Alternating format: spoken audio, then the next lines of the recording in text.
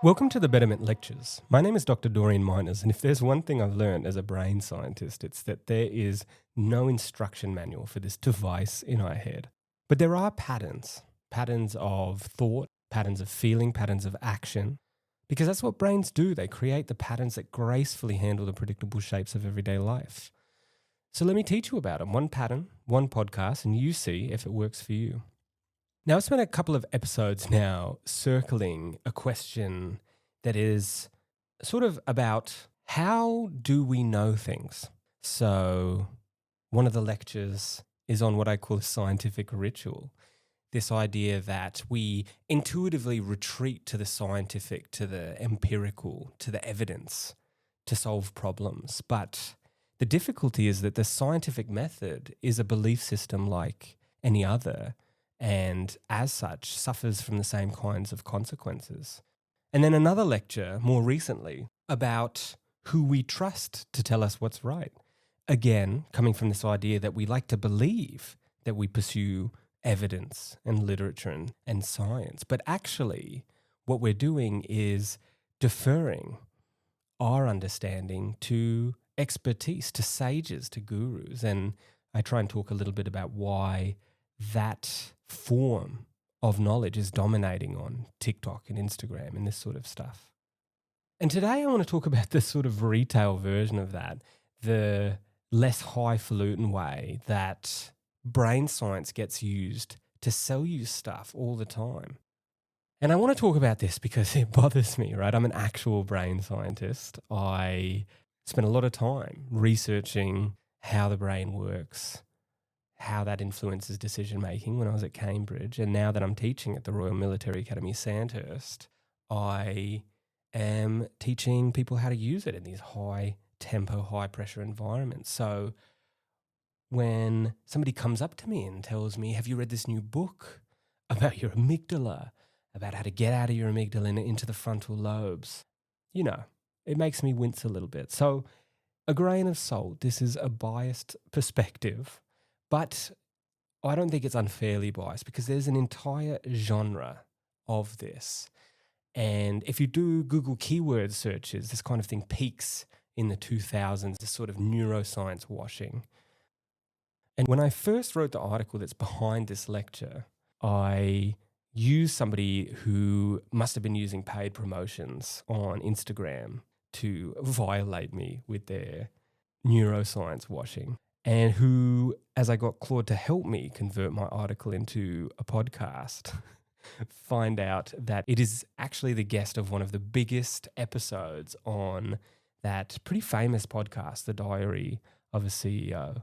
So this isn't like a fringe grift, right? This is the kind of thing that is the most listened to neuroscience on the planet. It's what people like to hear. And so knowing that it's so popular, I want to be a little cautious here. I don't just want to throw neuroscience out the window as a way of understanding the world. But what I do want to do is point out that almost always it is a confidence game. People using neuroscience are trying to con you. And when they're trying to con you, it looks a certain way. And I want to teach you how to spot the cons. So let's get into it.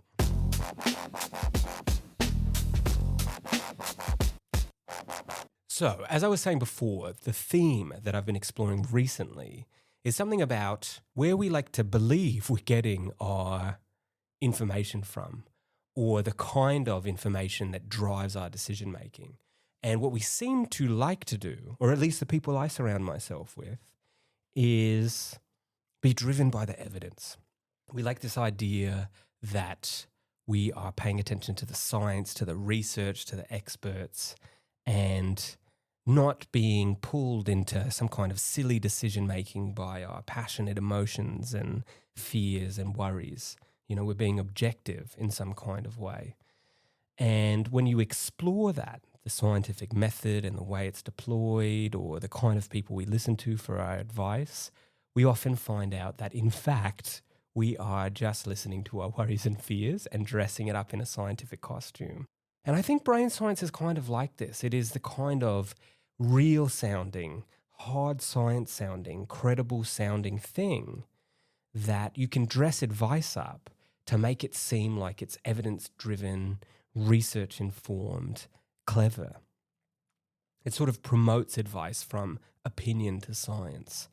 And I think this is part of societal training, this idea that anecdote is weak, that our best guess is embarrassing, that our lived experience isn't something that we should draw on to solve problems, but we should look to data and science instead. We're in this sort of scientific society. We like our knowledge regimented. So dressing advice in neuroscience makes it feel a bit more legitimate. And importantly, in this, the underlying advice is often pretty good. You know, I talk a lot about Malcolm Gladwell's shit, the kind of idea that we're using education as entertainment, delivering things that make us feel like we've learned something, but disguises the fact that we actually just, repackage something we already knew, which activates the same kind of thing that feels like real learning. And we're using that to entertain ourselves. I will link something in the show notes that explains that idea in more detail.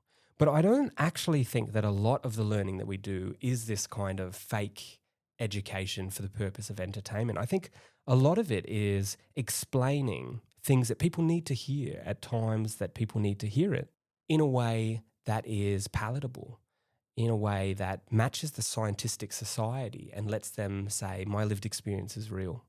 And indeed, that's a little bit what this podcast is, trying to do the exact same thing. I draw and make sure to mention my background, my experience, because I think people need that to have their experiences validated and to have their perspective on the world seem legitimate. But for example, we're going to rip on Tara Swart today, and I'm going to show you a couple of examples of how I think she really is playing this confidence game, this violation of everything I just said in order to sell you stuff rather than help validate your perspective on the world. But some of it is legitimately good advice, right? Her big thing appears to be something about manifestation. Now, I haven't looked into Tara Swart, so I might be mischaracterizing her, but there seems to be a lot of stuff about how the brain is involved in manifesting reality. And initially, I reacted strongly to the idea of manifestation. But if you strip the mystic language and the brain science, you find out that it's basically manufactured luck, something that I myself believe in and have in fact written an article on, which I'll link to in the show notes. This sort of idea that if you focus your attention on what you want, then you're going to notice more of the opportunities that are going to get you closer to that goal. This very real, very sensible, very literature-informed idea. I think the difference, though, is that you don't need to lie about the brain to make these kinds of conclusions. I think that actually that distracts you from knowing what the brain can teach you about behavior. And I do think there are things the brain can teach you about behavior. I think that most of the time people are not talking about those things. So I'm not here to say that the advice is bad. I'm here to talk about the way it's packaged and the way it distracts us from really getting to grips with the world. So let me show you what the Neuroscience Con looks like.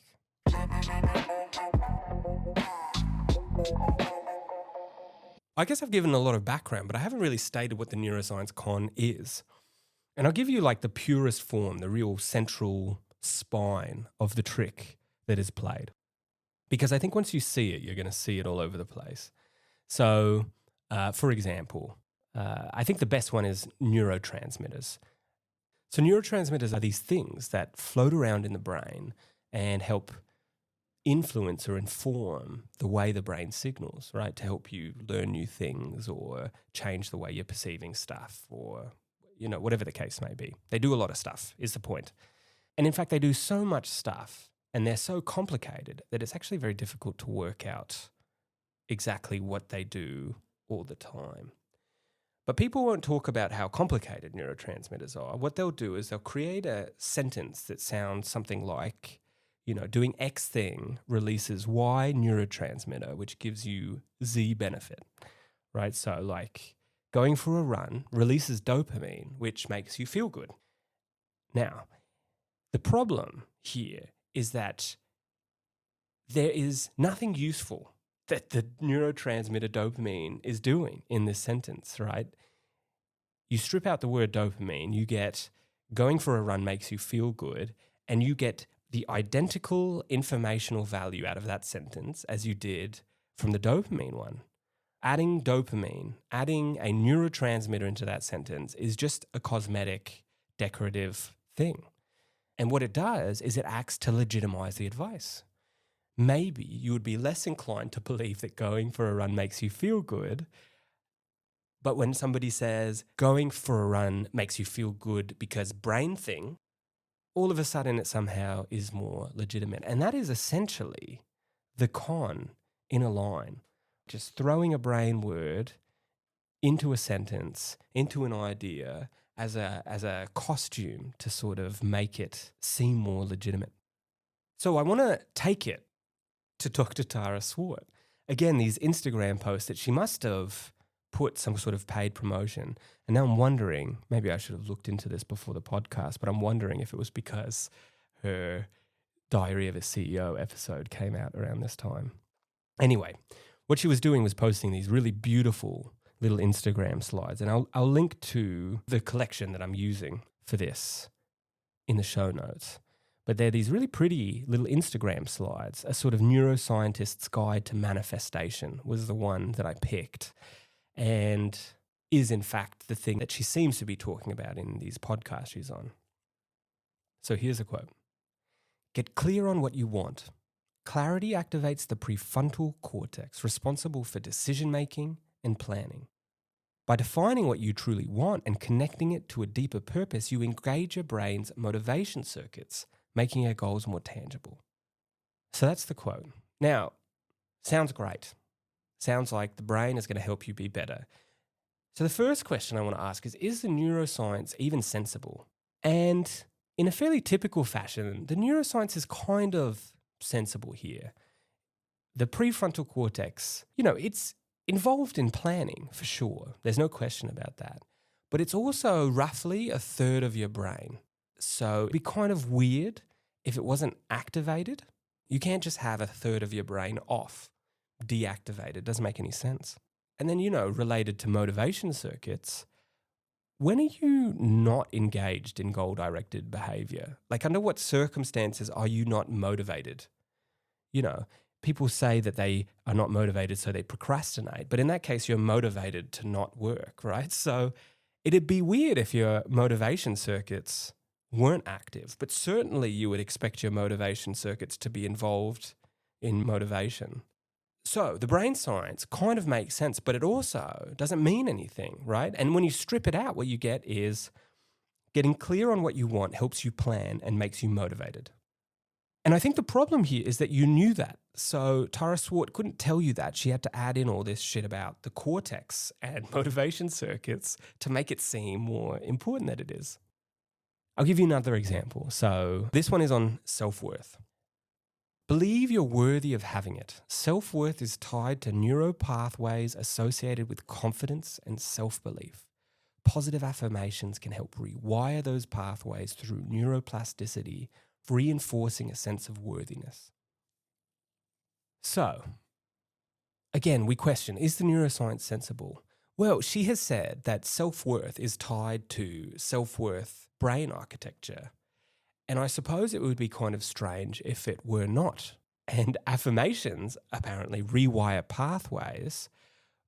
And sure, again, in the sense that anything that changes you rewires the brain. That's like what the brain is. That's like the entire point of the brain, is to change itself as you learn the structure of the world. It's sort of like saying water is wet. So you strip it back, take out the brain science stuff, and you get positive affirmations reinforce a sense of self-worth. And you're done. And then I guess you got to go and look at the affirmation literature, which requires, as I understand it, quite specific affirmations to work. So questionably even good advice. But what I will do is go and have a look for a paper or two on this and link that in the show notes. Don't take my word for it. So we've had a couple of examples now, and I think these are good examples of adding these cosmetic brain science words that don't really add anything.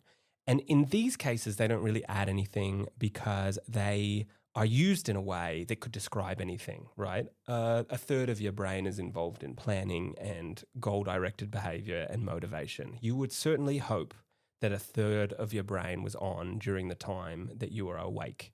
But there's another form of this that is less like saying obvious anodyne stuff that isn't technically wrong with the brain but doesn't add anything. Sometimes people are just doing this kind of jargon confetti. And these are the ones that make even me have to think. So I'll give you an example, again from the slides. So here's the quote. Trust the process and enjoy the views. When we let go of excessive control, the brain can shift into a flow state, engaging creativity and allowing intuitive ideas to emerge. This helps reduce stress by lowering cortisol levels, making the journey more enjoyable. Now, there's a lot going on in this one. I'm going to pick up flow. This is not technically brain science stuff, but it is like cognitive attention science. I am not super familiar with the flow literature. It's quite old now, and its sort of broader discipline really struggled its way through the replication crisis. But I do know that the core characteristic of flow is complete absorption in the task. The challenge precisely meets your capacity, and so time just slips away from you. And importantly, since the very beginning, I know that it's characterized by a sense of control, not a lack of control. I'll quote actually from one of the lead authors, whose name I won't even try to pronounce, from 1975. In any case, a sense of control is definitely one of the most important components of the flow experience, whether or not an objective assessment justifies such feelings. So, just on the face of it, I'm not really sure how the brain would be able to transition into the flow state by letting go of control. I'm wondering if the excessive part is her nod towards Dietrich's transient hypofrontality hypothesis, where he proposes that flow comes from this sort of down-regulation of prefrontal regions that are associated with our self-evaluation and our performance monitoring. And so he thinks, as I understand it, that this might be a barrier to the immersive quality of flow, right? If we're evaluating ourselves too strongly, then it's sort of like an inner critic, and this might stop us from getting into a flow state. But if that's what Dr. Swart meant, I don't know why she didn't just say that, right? She was whipping out prefrontal stuff earlier, saying it was very good for goal setting and stuff. I'm wondering if it's because now the prefrontal cortex isn't good anymore because the brain is complex, and that invoking something like a third of the brain might involve some contradictions. Certainly, whatever the case, this idea isn't particularly likely to help you generate ideas. Across the board, the literature suggests that intuitive insight, comes when you're not immersed in a task. So, letting go, yes. Flow state, no. If we're talking about the brain, you need to let go far more than a flow state allows to get into the space of creativity. And then again, more than that, flow sounds stressful, actually. It is where your capacity is completely absorbed by the task at hand, which sounds very much like optimum stress, the sort of delicate peak of physiological arousal that takes all your cognitive and physical resources and tunes them towards task performance. And then the last sentence is just the straightforward one again. This helps to reduce stress by lowering cortisol levels. Well, yes. Cortisol is the hormone associated with stress. So stress reducing as a product of the stress reducing parts of the brain shouldn't come as a surprise to you. Really, this is the kind of thing where we're just out of hand, right? We're on slide 5 or something here, and you're getting the kind of neurobabble which is going to leave you less informed than when you started. Jargon confetti. And if you strip all the stuff out of it that she's trying to push in there, you get something like, if you trust the process over your inner critic, you might find a state of flow. If you let go a bit more, you might even get creative, right? The same advice, and it's fine, it's good. You didn't need to force all that random distracting stuff in there. I'll give you one more before I sort of give you some implications and wrap up. So here's a quote.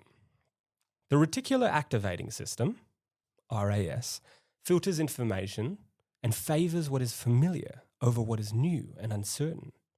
If you've not primed your reticular activating system to seek out new opportunities in line with your goals, it will seek out the known. Now, the reticular activating system is in the brainstem, which is not like the smartest part of the brain. Very important, but not that clever. Now, this particular subsystem of the brainstem basically modulates your excitability. So like if you're waking up, the reticular activating system is playing a part. If you're going from relaxed to focused, it's probably helping you out, that sort of thing. And so I don't really know how she's getting from there to this claim. Like, new stuff does capture our attention. So maybe you get a stronger burst of activity from the neurons, or she might be touching on habituation, where like background noise, essentially, like low priority and repetitive things will sort of get filtered out of our perception. But I don't really know how you'd prime your brainstem to intervene in this process. I don't know. I didn't know when I wrote the article about this. I still don't know now. But if you strip it, you get something like, if you focus on your goals, you might spot opportunities you'd have missed, which again is this sort of manifestation thing she seems to be into. And it's a great idea. I agree very much. Doesn't need the brainstem involved. And I'm not going to do any more slides because they are all just this kind of thing. And it's not just her doing it. She's just apparently a very popular face of it. But I've critiqued a very popular self-help method that appears to be infiltrating business consulting at the moment. I'll link to that in the show notes. I've complained about this multiple times in schools, in media, in anything where people are trying to sell you stuff. This trick comes up. I'll link you as many examples as I can find in the show notes. But that is, at its core, the Neuroscience Con. So let's talk about what we can do about it.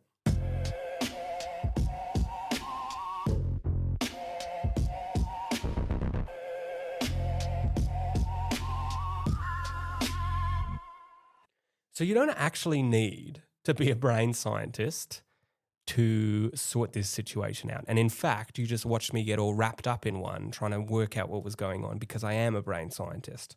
So maybe you'd be at an advantage to me. What you need is to do three things. You look at something that is populated with brain science. You find the brain words, the regions, the chemicals, the neuromechanism, and you just delete it. Delete it and read the sentence again. And if it means the same thing, then it's the Neuroscience Con. And that's it. That's the entire skill. I would love for you to send me examples of this Instagram, TikTok. Run it on the next reel that comes across your feed, and I swear you'll never unsee it. And the problem is, like the last two slides that I went through, it doesn't just fail to inform you, right? It doesn't just work past your God to sell you information that you may or may not agree with, right? To wrap things up in this fake authority. At its worst, it leaves you less informed than you started. I think the flow literature is kind of interesting, and that mischaracterization is going to give you a confident wrong picture instead of like a modest or annoyingly nuanced right one. And that's not helpful. You're not going to have a better grip on how to live your life as a consequence. And I said it at the beginning, and I want to reiterate it here, that often the advice underneath is fine. It might be trivial or anodyne, but sometimes we need to hear that because it validates an experience we're having. It reminds us that something we knew is still true. affirmations can work. Manifestation as manufactured luck, fine. I mean, manufactured luck is a thing. You don't want to throw the baby out with the bathwater. Just don't let people launder advice past your barriers to exactly the thing this kind of neuroscience washing is hiding. If you want to be evidence-based and objective and data-oriented, this is like the worst possible outcome for you. So that's it. Find the brain words, take them out of the sentence. If the point is exactly the same, then they're trying to sell you something. That's all I've got for you today.